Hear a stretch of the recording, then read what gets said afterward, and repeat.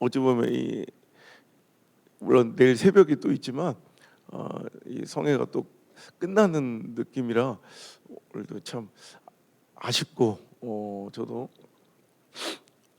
또 뭔가 이렇게 이 말씀을 딱 막 토해내지 못하고 끝날까봐 두렵고 어제 밤을 이제 꼬박 새면서 도대체 어떻게 말씀을 전해야 될까, 마음속에 이 말씀도 전하고 싶고 이 말씀도 전하고 싶고 막 이 마음에 충돌이 있어가지고, 그래서 강대상에 올라와서 그냥 하나님 이끄시는 대로 그냥 하자 이런 마음이 들었어요.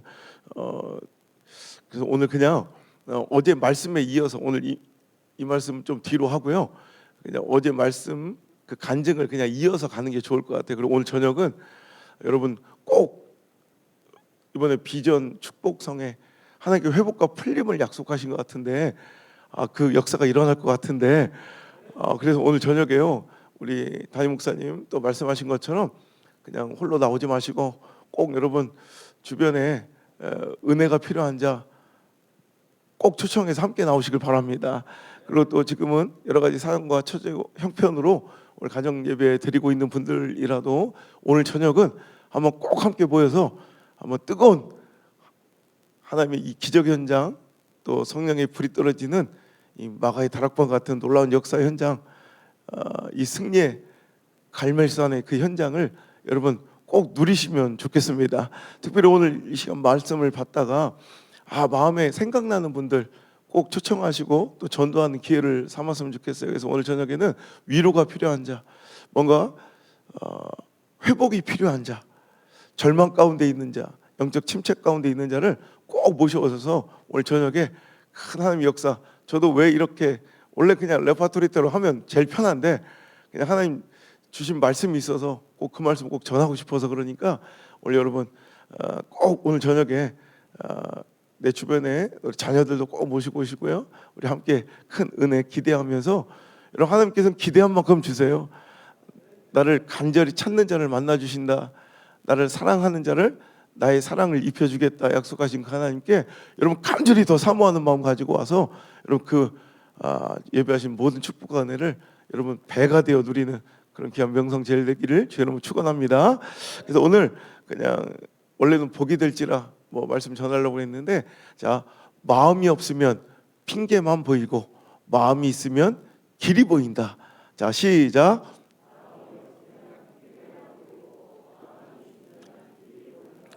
어제 밤 말씀 제목이 생각대로 되지 않는 건 참 멋진 일이다라는 제목이 제가 네 번째인가 썼던 책 제목이라면, 오늘 이 말씀의 제목 마음이 없으면 핑계만 보이고 마음이 있으면 길이 보인다, 이 제목은 제가 난생 처음 쓴 책 제목이기에 저한테는 굉장히 특별한 의미가 있는 이 제목입니다.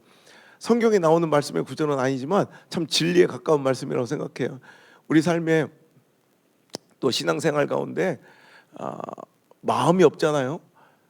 헌신할 마음이 없고 순종할 마음이 없고 전도할 마음이 없고 선교할 마음이 없고 건축할 마음이 없고 전도할 마음이 아멘할 마음이 없으면 죽어도 그걸 할 수 있는 합당한 환경은, 절대로 완벽한 조건은 우리에게 주어지지 않아요.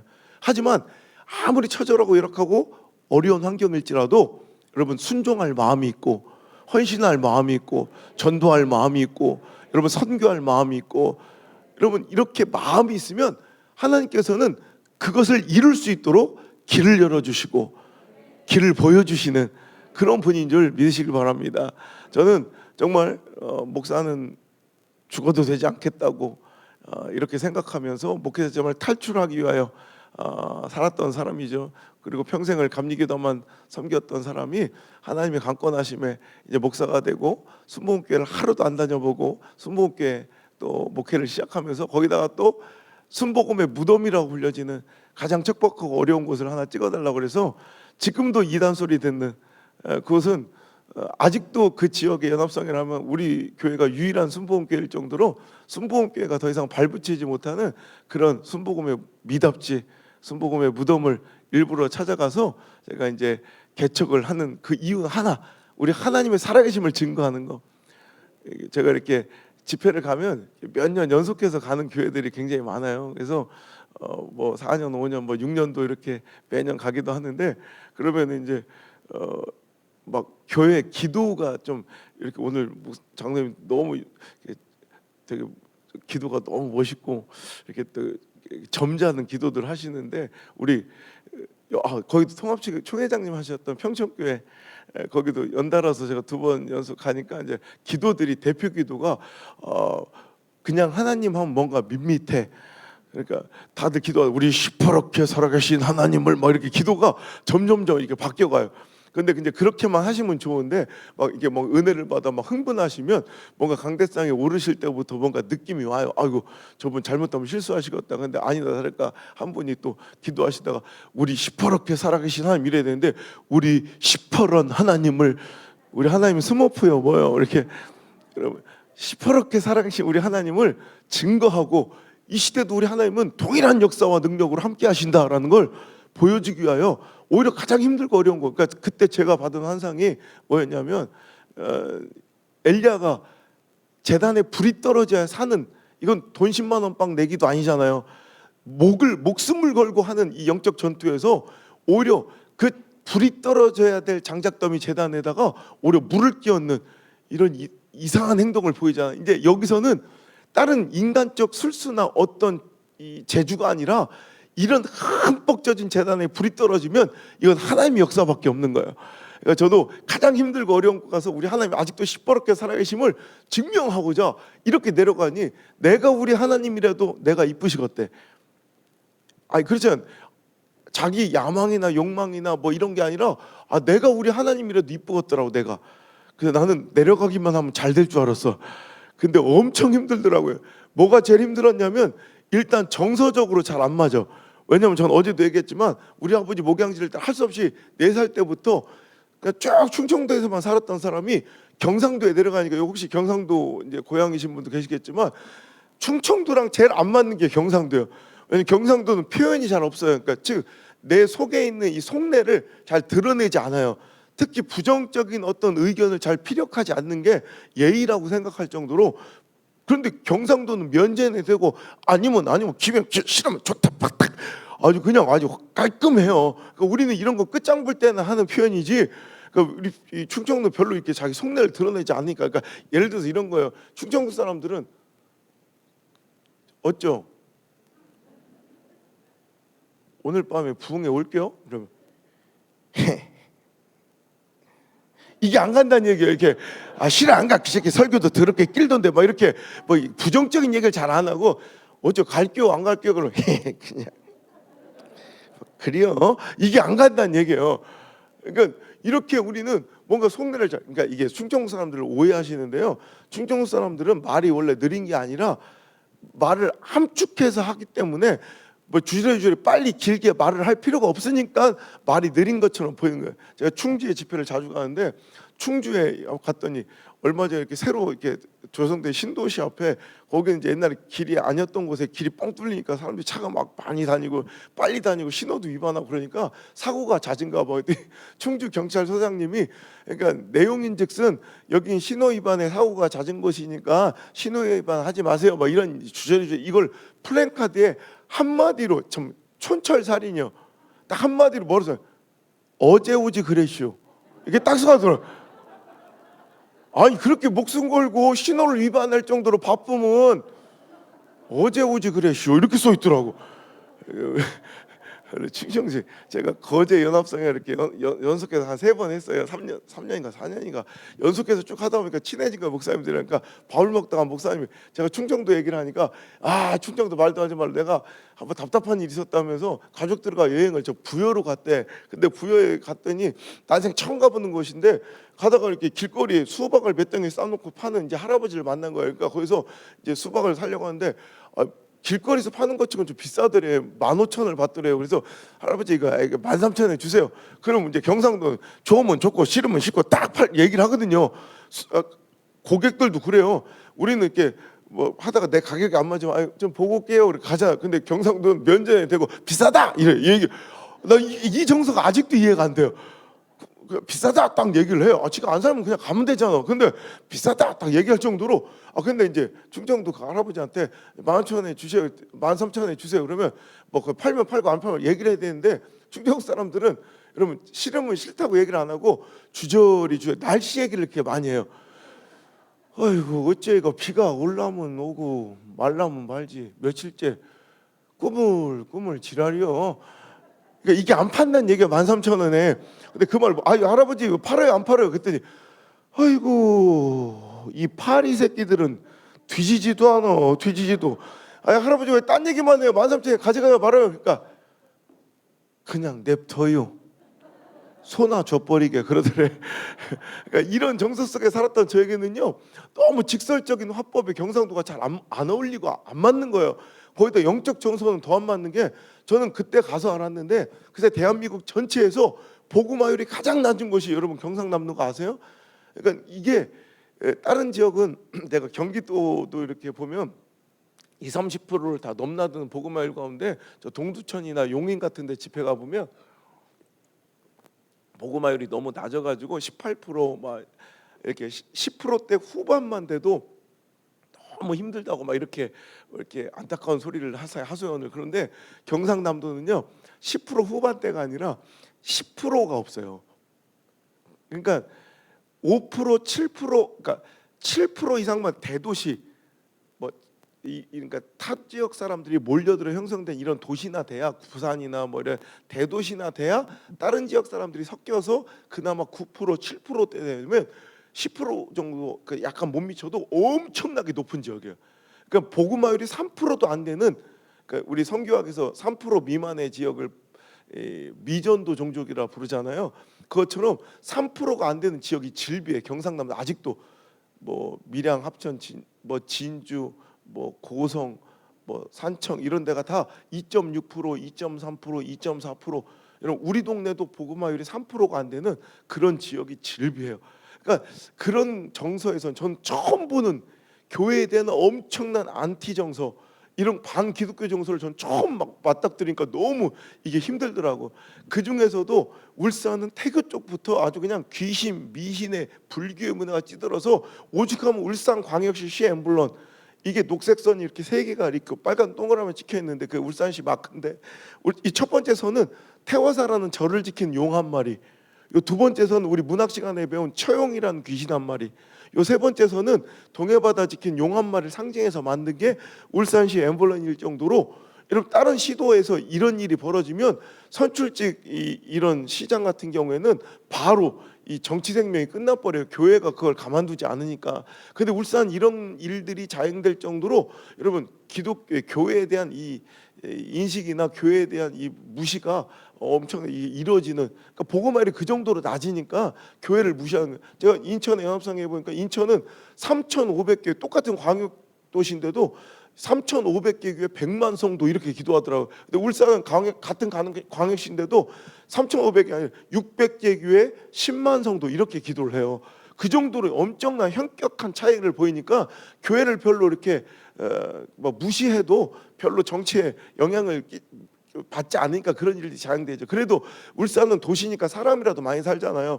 저는 울산에서 사는 게 아니라 울산에 차로 1시간 정도 떨어진, 그러니까 생활권이 울산, 그러니까 이런 울산에서 오신 분들 우리는 시내에서 왔다고 그래. 어떤 느낌인지 아시겠지 대충. 나 이 말이 너무 자존심 상한데 어쩔 수 없어. 시내에서 왔어요. 시내에서 막 이래. 그러니까 그렇게 1시간 정도 차로 떨어진 그런 아주 그러니까 리단의 시골만. 그러니까 우리 동네 원래 이름은 온양 순복음교회 할 때 온양은 행정구역상에 여기 누가 아시는 분이 있더라고. 우리 동네를 아주 정확하게 어디 계신가? 아까 어저께 사인 받다가 깜짝 놀랐어. 우리 동네를 정확하게 아시더라고. 그래서 할 수 없이 얘기해 주는 거예요. 다른 데 가서 그냥 울산에서 왔어요 그러고만 끝나버리는데 저는 울산에 사는 게 아니라 우리 동네 진짜 이름, 온양은 행정구역상 이름이지 우리 동네 사람들 우리 동네를 온양이라고 안 불러요. 우리 동네 진짜 이름은 남창. 부끄러워 죽겠어. 어떤 놈 이름을 줬는데 남창이 뭐야 남창이. 근데 여러분 그래도 전 늘 감사하는 마음으로 살려고 노력을 하는 게, 어느 날 옆 동네를 보니까 그래도 옆 동네보다 낫대. 우리 동네가 옆 동네 이름은 정관. 또 그 옆 동네 이름 뭐 대변 막 이래요. 그 시골 마을, 야, 그 시골의 정서가 얼마나 힘든지. 여러분 요즘 농어촌 교회는요, 예전에 한번 통합지가 기독공부가 거기서 한번 통계를 한번 낸 적이 있었는데, 요즘 농어촌 교회 현실이요, 이 자연 감소, 성도의 자연 감소율이 1년에 얼마나 이루어지는가 통합 측 교회들을 이렇게 표본으로 조사를 해봤더니, 그래서 1년이 지날 때마다 이 농어촌 교회 자연 감소의 성도가 15%에서 30%씩 준대요. 그러니까 그도 그럴 것이, 이 노인들 많고 돌아가신 분들 많고 아이들은 학업이다 취업이다 나이 차면 나가야 되니까 지금 현실이, 그러니까 이제 새로 이제 부임한 담임 목사님들이 시골 교회는 부흥, 숫자적 부흥은 고사하고요, 현상 유지만 시켜도 능력 있는 종이라고 칭찬을 받을 정도로 우리 동네도 교회들이 지금 몇 개가, 제가 지금 개척하고 있는 동안 몇 개가 문을 닫고 팔려간지 몰라요.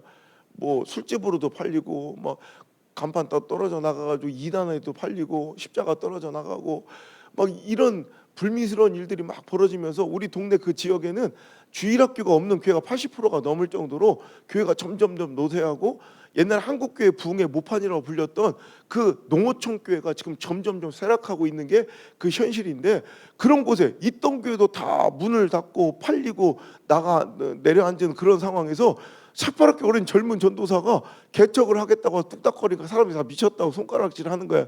그래서 저는 마음속에 자신감이 있었던 게, 우리 아버지 교회만 보고 자랐으니까, 우리 아버지는 시골에서 목회하시지만 항상 그래도 성도 200~300명 이렇게 있었거든요. 그러니까 어떻게든 이제 교회만 세워놓으면 성도들은 자연이 있는 거라고 생각을 하고 열심히 내가 할 수 있는 모든 걸 총동원해가지고 진짜 막 등짐 져가면서 신대원 서울로 다니면서 이렇게 교회를, 그 80평 땅에 48평 60%니까 뭐 솔직히 말하면 그 옆에 좀 달아내가지고 약간 불법으로 그냥 50평짜리 이렇게 져가지고요, 이 문간방 하나 이렇게 두고 여기 화장실 하나 성도들 써야 되니까, 그리고 나머지는 다 본당이요.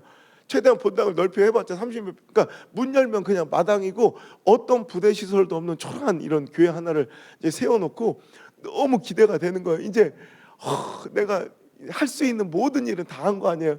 이제 하나님 역사하시면 돼. 진짜 그때는 사기를 당하고 그러면서 경험도 없으니까, 제가 지금 다시 고만한 교회 다시 지라면 한 달 반이면 져요. 그런데 그때 당시에는 이 경험이 없었고 돈도 없으니까 돈 되는 만큼 또 올리고 또 지느라고 정확한 계약도 안 하고 이렇게 돈 있는 만큼 이렇게 짓다 보니까, 그 동네 목수놈이 나를 막 속이고 사기쳐가지고 돈은 몇 배로 들고요, 고생은 고생대로 하고. 아니 목수란 녀석이 글쎄 기초 공그리를 3번을 쳤는데도 결국 수평을 못 맞췄어. 그래서 공그리가 막 너무 높아져서 내 키보다 높아. 그러니까 동네에서 방공호 짓는다고 소문이 날 정도로 막 이렇게 지면서 결국에는 그런 헛군데다 돈 다 써버리고, 나중에는 교회 짓고 나서 옛날 우리 선배님들 개척할 때처럼 이 의자 하나, 강대상 하나 번듯하게 놀 돈이 없는 거야. 그러니까 진짜 돗자리 깔고 옛날에 가마떼기 깔아놓고 뭐 사각개짝 엎어놓고 개척했다 막 이런 얘기처럼, 저도 진짜 돗자리 깔아놓고 은박 돗자리에다 이런 무슨 그냥 박스 같은 거 해놓고 설교를 해야 될 판이에요. 근데 죽으란 법 없는 게, 여기저기서 이렇게 안 된 소식이 이렇게 별로 이렇게 안 된 거 보고 불쌍했는지 이렇게 소식이 들려와요. 어디 가니까 버려진 강대상이 있다더라. 어느 기도원 산속에 버려진 뭐 의자가 몇 개 있다. 여러분 그거 아시죠? 기도원은 어지간하면 안 버려. 기도회에서 버렸으면 그건 어지간한 거예요.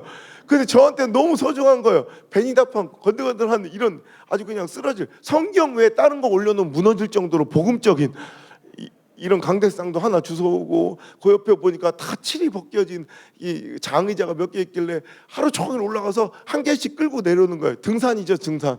올라가가지고 이제 하나씩 끌고 내려오고, 또 어디 부산에서 어디도 뭐 문 닫은 교회가 있어서 거기서 군부대 교회에서도 얻어오고, 막 얻어오다 보니까 얼마나 자체로운지, 이렇게 똑같은 디자인의 그런 강대상이나 이런 장의자가 아니라 5자, 6자, 7자, 8자, 9자, 11자 다 들려.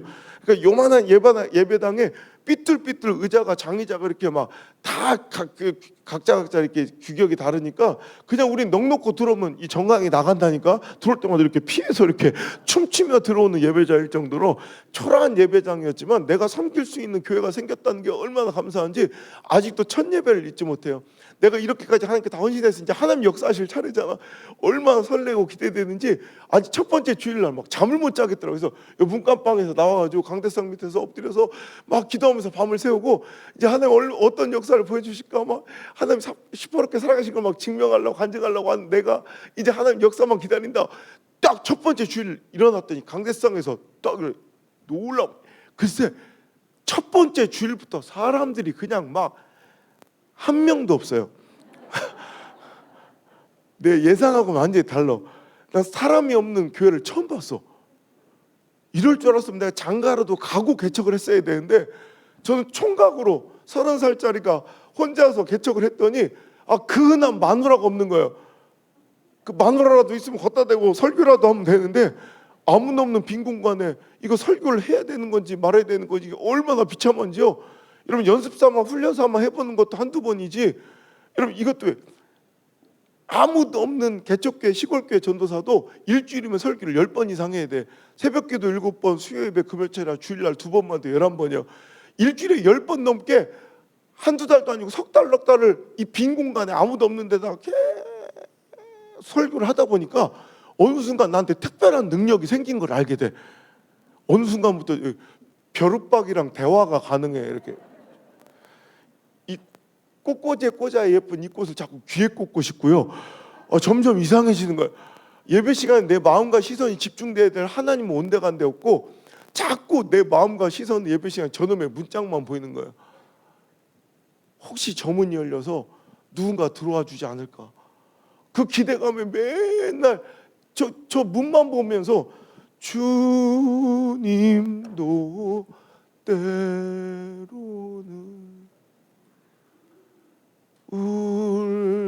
울기도 하셨다. 혹시 잠겼나 저게? 이렇게 나와서 문을 열어 확인해 보고 오는 거예요. 저 문이 느닷없이 왜 잠기겠어요? 내가 다 확인해 보고 들어왔는데 근데 그냥 그렇게 믿고 싶은 거예요. 저 문이 잠겨서 누군가 저 밖에 못 들어온 사람이 있지 않을까라는 기대감에 여러분 이거 그냥 말로 하니까 웃기죠. 예배 시간에 이렇게 걸어서 이렇게 나가보는 거예요. 몇 발자국 안 되잖아요. 그 몇 걸음 동안이라도 기대할 수 있으니까 혹시라도 뭔가 기대해 볼 수 있으니까 아무도 없는 거 확인하고 돌아서면 얼마나 마음이 무거운지 그때 우리 강대상이 그 벽돌 이렇게 브로커 한 단 20cm밖에 안 된 요 강대상이 절벽보다 높아 보여. 올라가기 싫어서. 또 아무도 없는 빈 공간에 설교해야 될 그 비참함을 생각하면 눈물이 막 쏟아져 내려가지고 성경을 못 읽을 정도. 이 정도만 해도 충분히 난 힘든 것 같은데 절망인 것 같은데 하나님은 이 절망 벼락 끝에 서 있는 저를 아주 등 떠미시는데 글쎄 저 열리지 않을 것 같은 천홍성 같은 저 문이 개척교회 문은 웬만하면 안 열리거든요. 어느 날 예배 중에 덜컥 열려. 그러면 이거보다 더 큰 기적이 없어. 사람이 한 명이 들어오잖아. 그러면 이거는 그냥 저 샤시 문이 아니요. 하늘 문이 열린 것 같아. 그냥 사람을 안 보이고 하나님이 현현하신 것 같아. 개척교회 사람 한 명이 얼마나 반갑고 귀한지. 그럼 막 그게 너무 감격스러워서 나도 모르게 그냥 막 강대상을 내려와 영접하고 싶은 거야. 근데 내 마음은 그런데 또 그쪽 마음이 그렇지가 않은 게 내 마음과 그 마음이 좀 일치가 돼야 뭔가 역사가 터질 텐데요. 그래서 나는 이렇게 반가운데 그이들은 우리 교회 올라온 게 아니야.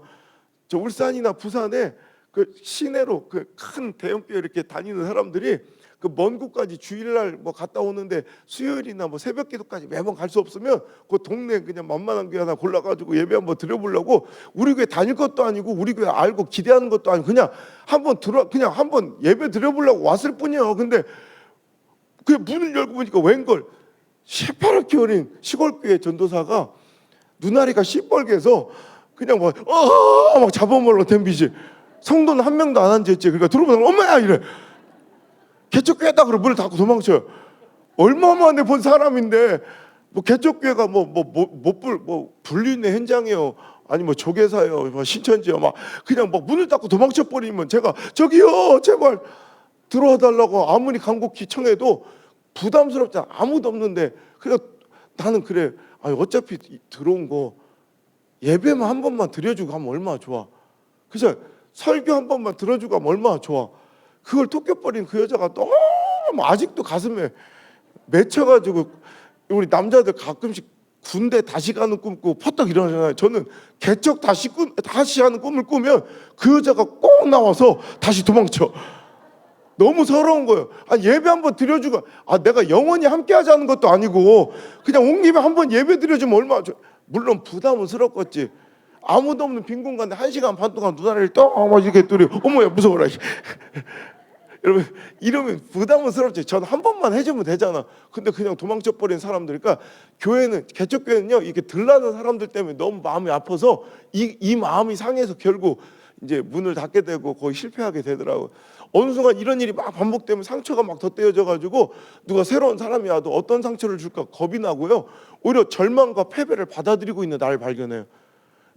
이제 패배를 받아들였어.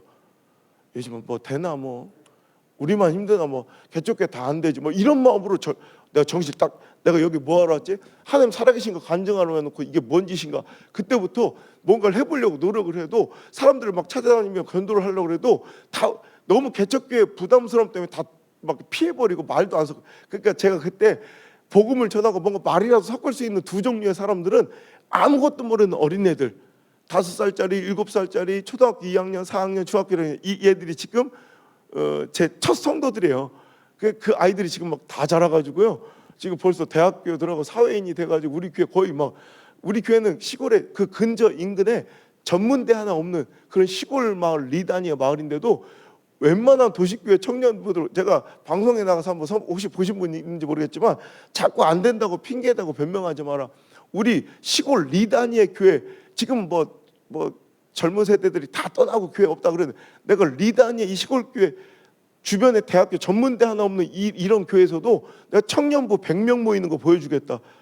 거짓 다 됐어. 80몇 명까지 다 모였는데 사역자 하나가 약간 문제를 일으켜가지고 지금 다시 그래도 한 5, 60명. 이거 엄청난 일이에요. 여러분만 안 놀래지 엄청난 거예요 이게. 그리고 우리 애들은 그냥 와서 그냥 대충 다 꾸역꾸역 와가지고 앉아있고 막 이런 애들이 아니라 우리 교회는 청년부가 마하나임이라고 부르고 이제 청소년부를 오병이라고 부르는데 지금도 나는 너무 자랑스러운 게 이렇게 새벽기도 이렇게 나와 보면 이렇게 새벽에 요즘에 이렇게 어려운 시국에도 이렇게 나와서 예배 드리는 거 정말 쉽지 않은 일이잖아요. 그런데 우리 교회는 더 기적적인 이렇게 이만큼 나와도 여러분 그 중에 우리 작년 어른 성도들 새벽기도인보다 우리는 주일학교 초등부나 청소년부 청년부들 숫자가 훨씬 더 많아요. 새벽기도에. 나는 전 세계에 이런 교회는 없다고 생각해요. 그래서 와가지고 지 엄마 아빠는 새벽기도 안 나와도 중학생 고등학생 나와서 막 가슴을 치며 지 엄마 아빠를 위해서 기도해주고 그래요. 우리 교회는 시골이다 보니까 멀리서 이렇게 다니시는 분들 1시간 정도 거리에서 오신 분들은 가까워서 좋겠다 그래요. 우리는 울산 이쪽 완전히 해가 처음 뜨는 간절곶이라는 알아요? 우리 해가 가장 먼저 떠서 신년에 보면 항상 그 뉴스 나와요. 근데 그 동네 입구 마을이 우리 동네예요. 고리 원자력 발전소 아시죠? 그 동네에 있는 입구 마을이 우리 동네예요. 나중에 목사님 한번 놀러 오시면 사모님이랑 같이 회 한번 이렇게. 우리는 회만 맛있는 게 아니라 뷰가 끝내줘. 내가 전 세계를 다 다니고 맛집을 다 돌아다녀봐도 뭐 뷰 끼케야 뭐 멋있어봤자 오션뷰잖아. 우리는 원자력 뷰. 진짜 전 세계 어느 식당이 원자력 발전소를 보면서 회를 먹을 수 있는 동네는 우리 동네밖에 없어. 방사능을 먹고 자라서 그런지 쫀득쫀득해가지고 머리가 검해지고 막 키가 자라고 이 나이에 그런다니까. 하여튼 여러분 그런 동네에서 두드려 맞아가면서 애들이 신앙생활 하는 거예요. 핍박당해가면서 이렇게 그냥 와가지고 그냥 뭐 세례식 할 때 어떤 애는 얼마나 핍박을 받는지 와면 세례 받으면 막 그냥 주변에서 꽃다발 주고 가족들이 칭찬해 격려해 주잖아. 근데 그게 아니라 아버지가 식칼을 들고 온 애도 있어요. 죽여버린다고. 그리고 두드려 교회 간다고 두드려 다리가 부러진 애도 있고. 그 동네 건달 그 아버지는 제 멱살을 잡으면서 이 새끼가 어떻게 내 새끼들을 홀려놨길래 두드려 패도 교회를 가냐고. 네가 오면 네가 알아서 돌려보내지 않으면 교회 다 부셔버리겠다고. 저 가만 안 두겠다고. 그러면서 진짜로 교회를 다 박살내고 그랬어요. 막 다 두드려 부시고 막 문도 부시고 막 강대상 부시고 뭐 불쌍하게 볼 거 없어. 그래서 교회 다시 진 거예요 그냥. 그 아이들이 지금 막 자라나서 얼마나 교회 튼실한 일꾼이 되어 있는지. 그 중학교 때 만났던 그 친구 하나는 우리 교회 이제 장로로 키운다고 그때부터 이제 교육을 시키는 거예요. 그 동네 최초의 크리스찬이에요. 그 동상이랑 그 동네는 기와를 만들어내는 공장인데 공장이 이렇게 밀집되어 있는 그런 곳이었는데 지금은 이제 없지만 옛날에는 기와 공장에 기와가 납품되는 곳에 대부분의 그 판매처가 어디예요? 절이에요, 절. 그래서 거기는 지금도 동네 이장이 방송을 해. 절에서 찾아왔으니까 빨리 오라고, 절에 가야 된다고. 이 정도로 그 최초의 크리스찬. 제가 전도해서 지금 그 가족 온 가족이 다 구원받아가지고 근데 얼마 전에 간증하는데 자기는 우리 목사님 만나고 또 15살 목사님 17살 때 우리 하나님 만나면서 영접하면서 진짜 지옥을 살다가 지금 천국을 살고 있노라고. 엄마는 권사님 되셨고 아버지는 안수집사 되셨고 이렇게 가지고 이제 온 가족이 이렇게 한 명씩 걔는 서울대 수능 상위 0.3% 안에 들었던 그런 아이인데 서울대도 안 가고 우리 교회 잘 섬기고 멋진 장로님 되겠다고 울산대 수석으로 들어가서 걔는 오히려 돈을 벌면서 공부를 하는 거예요. 현대중공업의 연구실에 들어가는 게 어렸을 때부터 꿈이었는데 걔는 거기 들어갔어요. 걔 뽑힐 때 200명 사원 중에 동기들 중에 5명만 지방대인데 그 중에 하나가 애고요. 지금까지 전체 1등을 놓치지 않는 애예요. 그리고 그 현대중공업의 역사에 나왔어요. 최연소로 기술사라고 최고 높은 그 기술사 이건 잘 못 따거든요. 근데 그걸 한번 최연소로 따와가지고 방송에도 나오고 그러면서 지금 그 어린 나이에 30대 지금 중반 넘어가서 이제 37인가 8인가 그런데 벌써 임원 교육을 받을 정도로 현대에서 딱 찍어가지고 키우는데 이제 우리 학교가 우리 교회가 이번에 대안학교를 세웠거든요. 시골이지만 이 서민들도 다닐 수 있는 이런 귀족 학교들. 우리 아이들 학교 그만두고 도저히 공교육에 소망이 없어서 내가 이제 대안학교를 보내는데 국제학교들 보니까 진짜 귀족 학교야. 근데 서민들도 이런 신앙교육을 좀 받을 수 있으면 좋겠다 해가지고 제가 이제 학교를 세우면서 여러 가지 열악한 환경 속에서 뭘 어떻게 해야 될지 모르는 과정에서 그 친구가 사표를 내고 왔어요. 그래가지고 지금 우리 학교에 부장 선생으로 섬기고 있고 그 아내를 내가 만나게 해줬거든요. 제가 집회 다니면서 그 부인감도 내가 골라준 거예요. 왜냐면 장로님만 잘 뽑으면 되는 게 아니라 그 부인 권사님도 잘 뽑아야 돼요. 그래가지고 내 권사 될 사람을 내가 해가지고 그 교회 푸세식 화장실에 우리 집회 차량이 들어가지도 못해서 저 마을에 가네 세워놓고 걸어가야 되는 그 어려운 교회를 제가 그 친구를 보려고 그 친구의 믿음을 보려고 3년이나 그 교회를 집회를 가드렸어. 근데 변함이 없더라고. 그래서 걔를 둘이 만나게 해서 결혼시켜가지고 걔는 초등학교 선생님인데 부산에서 통영까지 새벽기도를 나오더라고. 그래서 그 아이를 만나게 해서 얘를 하면 괜찮겠다 해서 결혼시켰는데 그 아이가 이번에 또 사표를 내고 왔어. 그래가지고 그 아이도 지금 학교 현재 이제 초등학교 선생님이신데 그 다 그만두고 와서 우리 이제 학교를 이제 살피고 있어요. 그러니까 그렇게 지금 그때는 아무것도 아니었던 어린애들 그 아이들이 지금 우리 교회는요 그 학생들이 첫 열매를 100%다 드려요. 그 믿음의 가정에서 자라나지도 않았는데도 한번 어떤 특별한 어떤 수입이나 어떤 직장에 들어가서 첫 번째 얻은 소득은 200만 원, 300만 원, 뭐 100%다 하나님께 드릴 정도로. 그러니까 이제는 그렇게 핍박했던 부모님들도 이제 항복해 버려서 걔가 어디서 이게 소득을 벌어오잖아. 그럼 그래요 빨리 첫 열매 드리고 다음 달에 엄마 뭐 사줘야 돼 막 이렇게 얘기할 정도로 교회를 안 다니는 사람들조차 그걸 인정할 정도로 아이들이 이렇게 반듯하게 자랐고요. 또 한 부류의 사람들은 중증의 알코올 중독자. 가족한테도 버려져서 오갈 데 없는 사람들이 모여가지고 굉장히 힘든 어려운 그러니까 막 노숙자처럼 살고 있는 그런 분들. 그러니까 그런 분들 외에는 저를 상대해 주는 사람이 없어서 그분들에게 복음을 전해야겠다 싶어서 그분들 30명 넘게 모시고 섬기기 시작했어요. 여러분 가족들도 포기한 사람들 얼마나 힘들었으면 자기 아버지를 버렸겠어. 자기 남편을 버렸겠어. 근데 그런 분들이 내 주변에 30명이 넘게 있으니까 너무 힘든 거예요. 제일 힘든 게 뭐 폭력 막 이런 거는 참을만 하는데 잠을 못 자는 게 가장 힘들어요. 잠을 안 재우는 거예요. 막 그냥 술이 취해서 난동을 부리고, 그러니까 어떨 때는 막 두드려 맞으면서 그분을 꼭 껴안고 막 맞으면서도 졸 정도로 그런 일들이 매번 반복되니까 아침마다요. 그분들 또 악한 분들도 아니에요. 술만 안 드시면 천사 중에 천사. 왜 그런 얘기 들어보셨죠? 술 좋아하는 사람 치고 악한 사람 못 봤다. 꼭 그런 얘기를 지들끼리 하대. 근데 이게 틀린 말도 아닌 게 진짜 착해. 그분들 지금도 다 돌아가셨지만 아직도 내 마음속에 첫 성도로 저한테는 아직도 기억 남아서 아직도 이렇게 생각하면 막 눈물이 날 정도로 아침만 되면 일과예요. 일과의 시작이 다 이렇게 와. 전도사님 미안합니다. 자기가 밤새도록 자기를 유일하게 품어주는 세상에서 유일한 사람이 전데 그 안에 있는 분노들이 술만 먹으면 삐져나와서 막 저를 다 이렇게 힘들게 했던 걸 아침이 되면 생각나니까 와가지고, 전도사님 내가 나 같은 이 쓰레기가 빨리 죽어야 우리 전도사님 하루라도 편하게 사실 텐데 그게 무슨 말이냐고. 왜 죽어? 죽긴 우리 술 끊고 행복하게 살아야지. 그럼 아침 펑펑 울어요. 아침마다. 그럼 미안합니다. 전도사님 미안합니다.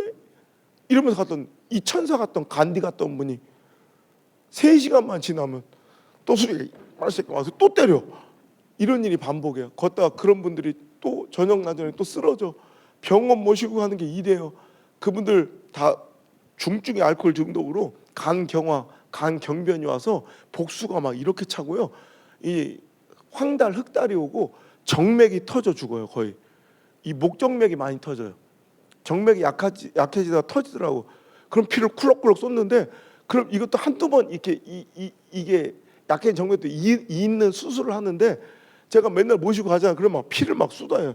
분초를 다툰 일이라 막 내가 업고 뛰어가지고 앰뷸런스 실어 가면 그 막 지옥과 같은 치료에 가자 마취도 안 돼서 강제로 묶어놓고 이게 쑤셔 얘가 혈관을 찾아가 막 꼬매고 막 그 끔찍한 고통 속에 몇 달을 고생해서 퇴원하면 그 몇 시간을 못 참고 또 술을 먹고 또 터지고 그러다 이제 죽는 거예요. 뭐 진짜 그분들 맨날 모시고 병원 가면 아무도 안 받으려고 병원에서 골치 아프니까 돈도 못 받을 거 아니까. 그럼 내가 맨날 무릎 꿇고 비는 게 일이에요. 제가 목회하면서 하나님께서 나에게 뭘 내려놓기를 원하실까 기도할 때마다 가장 먼저 생각나는 게 내 자존심. 전 자존심이 굉장히 강해서 지금까지도 내 가정이나 나를 위해서 누구한테 이렇게 고개 한번 숙여본 적, 저는 내가 죽으면 죽었지 막 누구한테 막 부탁하고 막 이런 걸 못해. 근데 목회를 하려니까 이런 걸 내려놔야 하나님께서 저를 쓰시겠더라고. 제가 무릎 꿇는 목사로 소문이 나지. 그냥 맨날 가면 파출소에서 사고 쳐놓으면 가가지고 또 피해자한테 막 무릎 꿇고 빌고, 병원에서 안 받아주면 그분들 때문에 처음에 무릎 꿇는 날, 와, 무릎이 땅바닥에 닿았는데 막 죽는 것보다 힘들더라고. 너무 자존심 상해서. 근데 이것도 한두 번 해보니까요, 한 번 하기가 어렵지. 이거 하다 보니까 이것도 요즘에는 옛날에 그렇게 힘들었대. 요즘에는 한 500원만 줘도 내가 2번 꿇게 1,000원만 줘요, 돈이. 야, 봐봐. 잔돈이 없어서 그래요. 네. 여러분 가가지고 막 빌면 내가 제발 수술시켜 주십시오. 내가 절대로 이 병원에 피해 안 끼칠 테니까 내 장기를 팔아서도 내가 이분들 수술비 병원비 하나도 안 떼먹겠다고 사정해서 이제 막 또 수술시키고 치료시키고, 그분들 돌아가신 결과는 똑같지만 단 한 명도 수술 못 받고 치료 못 받고 험하게 가신 분이 아무도 없을 정도로 정말 그분들 전심을 다해 치료해드리고, 아무도 찾지 않는 빈소 영정사진 미리 찍어다가 제가 꼭 그 곁에서 지켜드리고, 정말 지금도 감사한 것은 그 병원 이제 경영난으로 문을 닫았거든요. 그때까지 제가 10원도 안 띄겨 먹고 다 갚았어요. 지금도 힘든 일이에요. 이렇게 하나님께 풍족한 물질 주셨. 지금도 솔직히 한두 명도 아니고 피 한 방울 안 섞인 분들. 그런데 그때는 얼마나 힘들었냐면 제가 2004년 1월 1일부로 하나님께 서원드린 게, 이제 저는 하나님 주신 것만 먹겠습니다. 하나님 보내신 성도들의 공개로만 살지 절대로 10원 한 장 우리 가족들의 도움도 안 받겠습니다. 왜냐하면 내가 한번 그 손이 타고 사람을 의지하기 시작하면 힘들고 어려울 때, 하나님 바라봐야 될 때, 내가 사람들 구질맞게 사람들 쳐다보고 기도줄 생명줄처럼 붙잡고 내가 매달려야 될 때 전화통 붙들고 있을 것 같은 내 모습이 싫어서 아예 그냥 배수의 진을 쳐버린 게, 나 이제 목회하면서 이제 절대로 하나님 주신 것만 먹겠다고. 이게 말은 멋있는데 겁나 힘든 게 밥 굽는 게 밥 먹듯 했어요. 근데 2005년도 일기장을 보다가 펑펑 울었는데 4월달, 5월달 막 내 개척한 지 딱 1년 되는 그때 와 그냥 4월달, 5월달 금식한 날이 이렇게 표시돼 있는데 세 보니까 60일 그 2달 중에 40일을 금식을 했더라고. 내가 밥을 굶고 내가 금식을 하고 기도하면 우리 집사람이 한 끼라도 더 먹을 수 있는 거예요. 우리 집사람 26에 저한테 시집 왔어요. 선보고 정신없을 때 한 달 반 만에. 그러니까 피아노 치던 여자인데 2달 전까지는 우아하게 피아노 치던 여자가 여러분 2달 후에는 가난한 개척교회에서 전도사 사모가 돼가지고 밥을 굶는 거예요. 그냥 혼자 굶는 괜찮은데 뱃속에 우리 아이가 첫 아이가 생겨가지고 막 만삭이 되었는데 만삭이 된 배를 움켜잡고 저한테 우는 거예요. 전도사님 제가 만삭이 되고 이렇게 임신을 하니까 복숭아가 너무 먹고 싶어요. 딸기가 먹고 싶어요. 막 이런 게 아니라 전도사님 배가 고파요. 배가 고파요. 쌀이 떨어져서 밥을 먹어 임신한 아내가 만삭의 아내가 배가 고파요. 전도사님. 오늘 이상한 소리가 들려서 문을 열어보니까 사역자 남편한테 맨날 우는 모습을 보이는 게 미안했던지 글쎄 만삭이 된 배를 끌어안고 이런 임신하면 2배로 먹어야 되잖아요. 근데 밥을 먹고 배가 고프다 못해 틀어지게 아프니까 그 배를 끌어안고 저한테 안 들키려고 입을 틀어막고 울고 젊은 아내가 나한테 화가 막 얼마나 나는지 문을 팍 닫고 그냥 뛰쳐나와. 내가 갈 데가 어디 나는 우리 가족들도 6년 동안 내려오지도 못하겠거든. 이제 가족들하고 연을 끊고 왜냐면 가족들이 와서 나를 힘들고 이 비참한 모습 보면 안 도와주는 게 더 나는 어차피 도움을 안 받을 건데 안 도와주는 가족들이 더 힘들 것 같아가지고 아예 그냥 내려오지 말라고 그래가지고 가족들도 못 내려오게 한 내가 의지할 곳은 강대상밖에 하나님밖에 없잖아요. 막 달려가지고 강대상에서 엎드려 기도할 때 불평이 나오고 원망이 나오는 게 아니라 감사가 나오고 하나님께 대한 사랑 고백이 막 나오는 거예요. 하나님 감사합니다. 하나님 사랑합니다. 제가 자존심이 이렇게 센 놈인데 제가 오갈 데 없어서 이렇게 구질맞게 살면 얼마나 비참하겠습니까마는 하나님께 제가 개척한 지 1년 뒤에까지 삼성에서 연락이 왔거든요.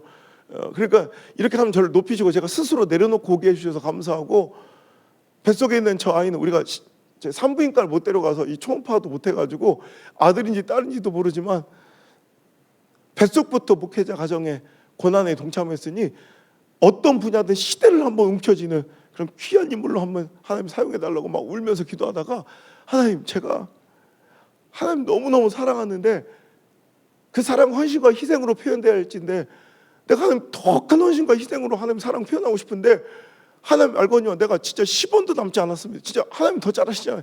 내 보험까지 다 깨서 드렸는데 하나님, 내가 하나님께 뭘 더 드릴 수 있을까? 오히려 그 와중에도 하나님께 더 드리고 싶어가지고 하나님께 뭘 더 해드리고 싶어서 막 울부짖으며 기도하는 거예요. 그때 갑자기 딱 생각난 게 내가 하나님께 아직 드릴 게 있더라고. 그게 너무 감사한 거예요. 내 무릎이 너무 생생한 거예요. 그때까지는 내 무릎으로 승부욕을 채우고 이 승리의 희열을 누리는데 쌈질하고 운동하는 데만 썼지 이 무릎을 하나님께 바친 적이 없다는 사실을 제가 알게 되고 하나님 제가 하나님께 드릴 게 또 남아있어요. 네, 이 무릎마저 하나님께 바치겠습니다. 그날 밤부터 4년 동안 집에 들어가서 이렇게 발 뻗고 안 자고요. 강대상에 매달려서 초저녁부터 들어가면 10시간 넘게 그냥 무릎으로만 사는 거예요. 그러니까 저는 금식이라고 이 금식을 했지만 내 몸은 영양실조가 돼 있는 거예요. 그리고 32살 때 퇴행성 관절 완전히 골반이 다 이게 틀어지고 골다공증이 와가지고 못 먹고 사니까 그런 이 약한 뼈다귀에 무릎을 꿇고 계속 기도하니까 이 기도 의자라도 받쳐서 체중을 분산했어야 되는데 그것도 없이 그냥 막 했더니 우리 주치 선생님이 그러시는데 그렇게 막 방방 떠서 기도하면 내 체중의 무려 80배가 연골로 쏟아지는 거래요. 그래서 연골이 완전히 다 상해가지고 저는 뭐 7년도 넘어지 연골 주사를 맞고 지금은 이제 작년부터 옛날에는 이렇게 앉아서 설교를 해야 될 정도로 막 이 다리가 강대상에서 이렇게 내려오거나 이 계단을 내려갈 때도 쩔뚝쩔뚝 겨우 걷지도 못할 정도로 이렇게 심각해지다 지금 우리 재작년부터 계속 운동을 하면서 이제 연골은 재생이 안 되니까 근육으로 이렇게 좀 잡아서 지금 그나마 이렇게 다시 좀 회복이 됐는데 7년 전부터 연골 주사를 1년에 몇 차례씩 맞아가면서 겨우 서 있을 정도로 우리 집사람은 26세 그 어린 나이에 시집 와서 저한테 4년 겨울을 이렇게 이 추운 겨울을 지내는 동안 3남매를 출산하며 살면서 우리는 한 번도 보일러 운전 버튼을 못 눌러봤어요. 냉골에서. 우리 첫째 아이는 기저귀를 못 채워가지고 이 하기스 그 일회용 기저귀가 없어가지고 천조각을 찢어다가 이게 기저귀를 채우고, 이 추운 겨울날에 얼음장 같은 이 찬물에 똥기저귀 빨면 손가락이 끊어질 것 같아요. 지금 저는 11월 달만 되면 손가락 발가락이 동상에 걸려가지고 끊어질 것 같이 아파요. 그리고 우리 아이들은 100일 사진 한 장, 돌사진 한 장 없이 아무것도 못 해주고 밥도 굶고 이렇게 살았지만, 보일러도 못 대고 살았지만, 그 알코올 중독자 그분들은 조금만 추워도 저체온 쪽으로 돌아가시니까 그분들 방은 보일러 떼드리고, 그분들은 밥 먹이고, 그분들은 영장사진 찍고, 그분들은 병원 모시고 가면서, 우린 그러면서 그분들 끝까지 마지막 빈소 가는 길까지 진심으로 가가지고 그분들이 좋아했던 찬송 제가 크게 불러드리며, 가족들도 한 명도 안 찾는 그 빈소를 제가 끝까지 모셨더니 주변에서 점점 마음을 열고 우리 교회로 1명, 2명, 10명, 15명 그렇게 도움받아도 한 번도 교회 안 나오셨던 그분들이 우리 전도사님 교회 나가주자고, 이 냄새 날까 몸에 이내 배겨 있는 술 냄새를 지운다고 막 팍팍팍팍 막 그 씻고 오세요. 그럼 그러지 않아도 된다고. 그러면 어느 순간 그 요만한 손바닥만 예배당에 그런 분들 한 15명 앉아 있잖아. 나중에 되면 막 내가 취한다 술 냄새 그런 초라한 교회지만, 여러분 그분들 오셔서 1년도 안 돼서 다 돌아가세요. 거의 인생의 끝물에. 다른 사람들은 실패자라고 쓰레기라고 손가락질 그분들이지만, 저는 너무 감격스러운 게 그분들 인생 역전승이 이런 역전승이 없어. 인생에선 실패자처럼 보이고 쓰레기처럼 손가락질 당했지만 결국에는 하나님 믿고 예수님 영접해서 천국 환송해드린 그 시간이 나는 가장 목회자답고 지금도 가장 그리운 때가 바로 그때예요. 지금은 전국 돌아 어디 외국 가도 저를 목사님으로 알아보는 분들이 많아요. 그때보다 뭐 10,000배 아니 10만 배 이상 제가 목사 소리를 더 많이 들을 텐데, 지금도 고민스러운 건 내가 그럼 과연 그때보다 더 목사다운가에 대한 질문에 대해서 저는 선뜻 대답을 못 하겠더라고요. 그때가 가장 내가 목사다웠던 때가 아닌가. 근데 그분들이 이렇게 돌아가시면서 마지막에 저에게 주신 선물이 뭐냐면요, 그분들이 이렇게 10몇 명 앉아 있으니까 변화가 생겼어. 누가 문을 열었다가 더 이상 쾅 닫히지 않고 와서 저 뒤에 앉아서 말씀을 들어주는 거야. 아니면 요 앞에 요만한 예배당에 10몇 명 앉아 있으면 꽤 그득해 보이거든. 부담이 없잖아요. 아니 뒤통수만 보면 그게 알코올 중독인지 납 중독인지 어떻게 알아. 와가지고 드디어 내가 그렇게 고대하던 말씀을 들어준 거야. 울산이나 부산의 큰 대형 교회로 주일날 맨날 나가던 분들이 이게 주중에 새벽기도는 수요 예배만큼은 우리 교회로 와서 말씀을 들을 때마다 얼마나 웃겨. 조그만 시골교회 개척교회 아주 어린 전도사가 막 이렇게 순복음교회 거기는 이렇게 되게 막 깜보거든요. 그런 교회에서 다 오면 뒤에 앉아가지고 이렇게 말씀을 듣다가 점점 그러다 우리 교회 한 새벽기도만 8개월에서 1년만 딱 다니시면 거의 100% 다 왔어요. 울산 기독교 역사에 나오는 가정도 통합 측에 뭐 6대째, 5대째, 뭐 내가 한번 거기 추도 예배 드리러 갔더니 한 노예가 앉아 있대. 뭐 그런 집안부터 5대째 합동 측, 고신 측, 뭐 감리교 4대째, 막 이런 집안들이 1년 정도 지나면 다 가족들 데리고 와서 마당에 무릎을, 우리 교회는 뭐 응접실도 없고 뭐 목양실도 아무것도 없으니까 그냥 그 앞에 마당에 무릎을 다 꿇는 거예요. 전도사님 말씀 하나 따로 왔습니다. 걷어 주십시오. 그럼 제가 못 이긴 척하면서 받아주는 거예요. 뭐 안 받을 수는 없잖아요. 그래서 한 명 한 명 몰려든 사람들로 인해서 그 지역의 개척의 성공의 유래가 단 한 번도 없던 그 지역에 우리 교회가 개척한 지 딱 4년 반 만에 그 조망만한 그 예배당이 꽉 차, 목욕탕 퍼런 의자까지 플라스틱 의자까지 꽉 동원해서 막 꽉 차가 숨을 못 쉴 정도로 100명 성도가 모여서 예배드린 기적 같은 일이 일어나고, 6년 만에 120명 모여서 2층짜리 건물 다시 셨는데도 도저히 안 돼가지고 3번째 건축을 해서 나온 게 지금 우리 교회가 현재 앉아 있는 그곳인데, 지금은 아직 완전 산전벽해를 이뤘지만 그 당시에는 그 남창에서도 완전히 외곽에 그 동네를 아시는 분이 있더라고요. 여기 완전히 아무도 살지 않는 풀밭, 불빛 하나 없는, 누가 왜 저기 저런 곳에 누가 들어가냐고 막 손가락질을 당할 정도로 사람 키보다 높은 풀밭으로 다 뒤덮여 있는 그런 불모지에 우리가 가가지고 하나님 여기가 지금 버려진 땅 같지만 우리 교회가 여기 터전을 잡고 하나님 집을 아버지 집을 세워드리니 여기가 복의 근원이 될 줄 믿습니다. 축복의 땅이 될 줄 믿습니다. 이 지역의 중심이 되게 하여 주옵소서. 이 땅이 한 평에 1000만이 넘는 땅이 되게 하여 주옵소서. 여러분들 남창을 몰라서 아멘 하는 거예요. 그 기도에 갑자기 뭐 기공 예배 드리던 모든 성도가 빵 터졌어. 무슨 남창희 목사님, 남창희 무슨 1000만짜리 땅이 있냐고. 그래서 지금 그렇게 됐어요. 우리 교회가 앉아 있는 그 땅 주변으로 완전히 산전백과 막 아파트가 들어오고 막 주변 또 이번에 뉴스에 나왔죠. 문재인 대통령이 막 타가지고 그 저기 울산과 부산을 연결하는 이 복선 전철처럼 그게 우리 바로 교회 옆을 막 지나가면서 하여튼 막 으리으리한 땅이. 그래도 여러분 생각하는 뭐 이런 소름 끼칠 만한 이런 도시는 아니요. 우리 동네는 편의점만 있으면 도시라고 해요.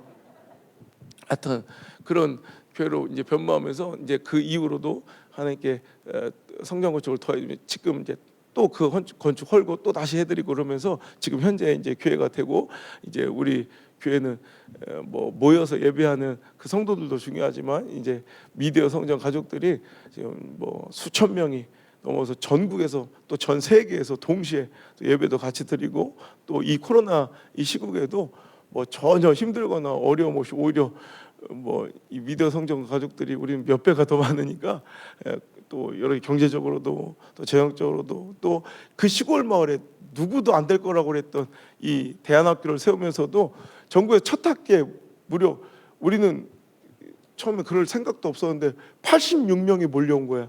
첫 학기에. 근데 제가 다 받을 수 없어서 12명만 받고 지금도 우리 학교에 합격하는 게 뭐 서울대 합격하는 것처럼 힘들다고 제가 기도해보고 하는 확신 주는 사람들만 저는 그걸로 돈을 버는 게 아니까 그래서 한 학기에 뭐 1명, 2명씩 해서 지금은 한 40명 정도가 모여서 함께 또 이렇게 천국 같은 그런 또 지혜를 누리면서 우리 함께 예배하면서 전 세계 전국으로 다니며 하나님 살아계심을 증명하는 그런 교회 또 하나님 살아계심을 증언하는 그 멋진 간증거리로 사용되고 있습니다. 오늘도 여러분 말씀의 주제를 꼭 생각하고 기억했으면 좋겠어요. 마음이 없으면 핑계만 보이고 마음이 있으면 반드시 길이 보입니다.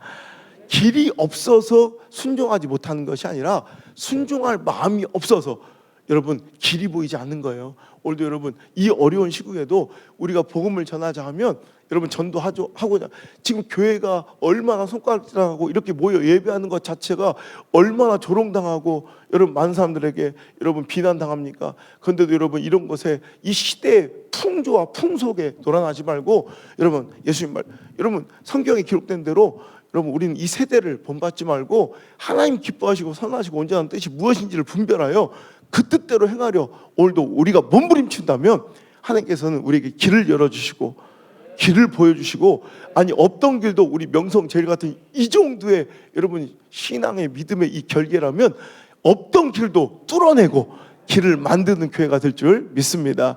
실은 우리가 일하지만 우리를 통해 그 영광 받으시길 위하여 우리에게 일을 맡기시지만 일을 하시는 주체는 우리 하나님이세요.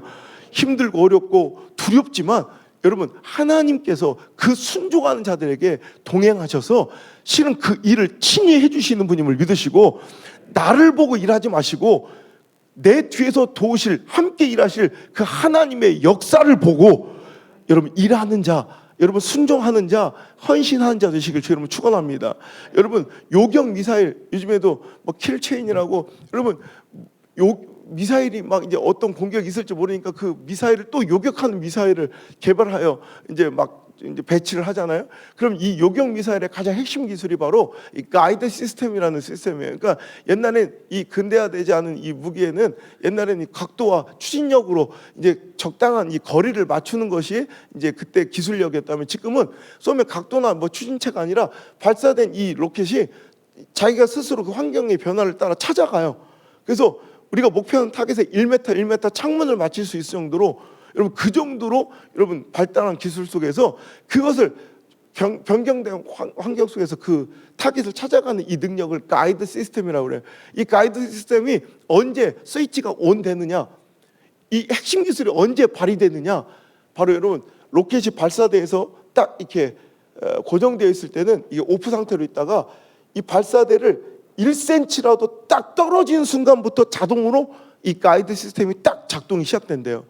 전 이걸 보면서 여호와는 나의 목자시니, 분명히 맞아요.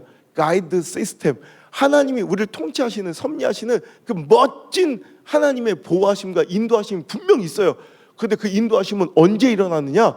우리가 가만히 환경과 처지와 상황과 형편에 짓눌려 앉아 있을 때가 아니라, 오늘도 두렵고 떨리고 갈 바를 알지 못하지만 순종의 발걸음을 딱 떼는 순간부터 나의 목자 되신 여호와 하나님의 놀라운 인도하심은 시작될 줄 믿습니다. 왜 어떤 분은 시퍼렇게 살아계신 하나님이 왜 우리 목회 현장과 사역 현장이 일어나지 않느냐고 저한테 반문하는 분이 있어요. 그럼 저는 물어보는 거예요. 당신이 지금 순종의 발걸음을 뗐느냐? 헌신의 발걸음을 뗐느냐? 여러분, 뭔가 보여서 알아서 가는 길이 아니라, 여러분, 신앙은 믿고 가는 거예요. 보고 가는 게 아니라 믿고 가는 거예요. 여러분, 하나님 말씀은 서치라이트가 아니에요. 1km씩 뭐 500m 전방을 보여주는 게 아니에요. 그럼 두렵지 않을 텐데. 근데 여러분, 서치라이트보다 하나님의 말씀은 내 발의 등이에요.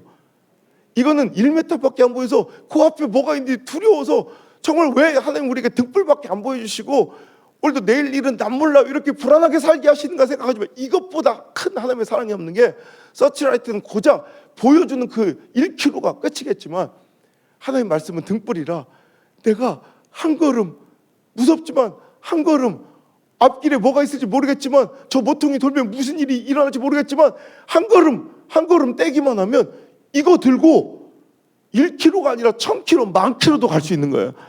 여러분, 오늘도 우리가 확실히 뭔가 보여서 가는 그런 2022년도가 아니라 주의 사자 목사님을 통해서 선포되는 말씀이 있다면, 여러분, 선포되는 비전이 있다면, 그 사명이 있다면, 나 같은 것의 능력이 아니라 오늘도 나를 통해 일하실 그 하나님의 역사를 여러분 기대하고 신뢰하며, 여러분 아멘으로 순종하고 한번 나가보십시오.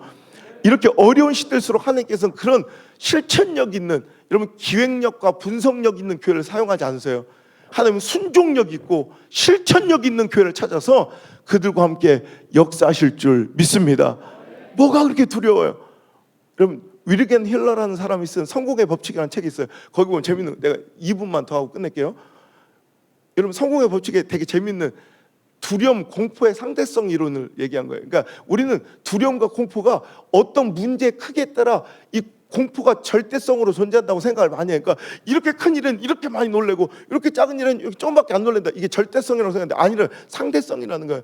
왜냐하면 다 똑같은 문제를 만났어요.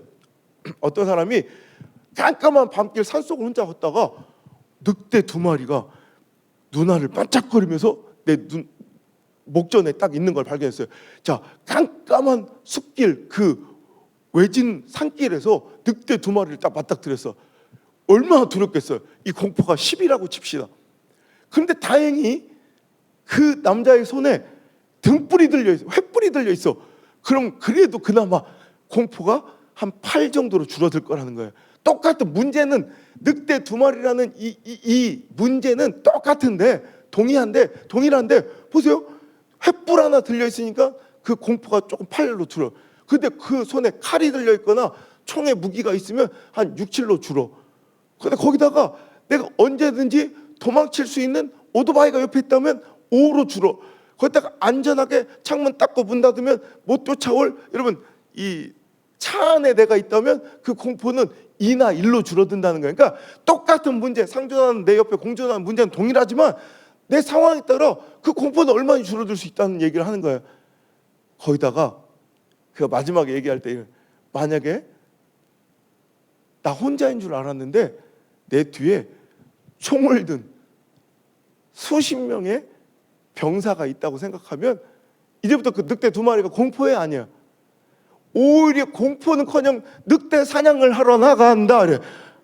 지금까지 도망쳐가지고 여러분 10으로 벌벌 떨었던 똑같은 상황 속에서 보니까 총을 든 내 주변에 군사가 10명 있어, 20명 있어. 그때부터는 늑대는 사냥감이야. 그들은 우리의 먹이다. 그들은 우리 시대의 밥이다. 여러분, 어렵고 힘든 상황 속에서도 여러분 이걸 볼 줄 알아요. 영의 눈이 활짝 열려.